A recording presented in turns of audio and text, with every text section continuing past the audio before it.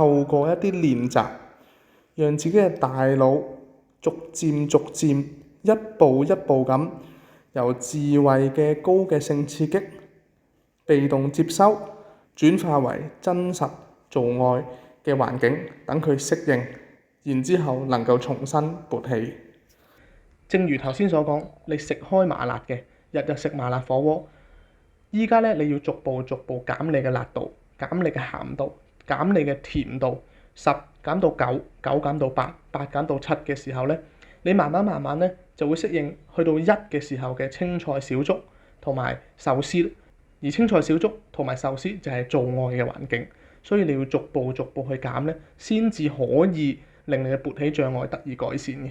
好啦，今日分享去到呢度，希望資訊對大家有用，有需要嘅可以揾我哋做個評估，完全免費，15分鐘嘅，詳情可以瀏覽我哋網站。多謝大家，拜拜。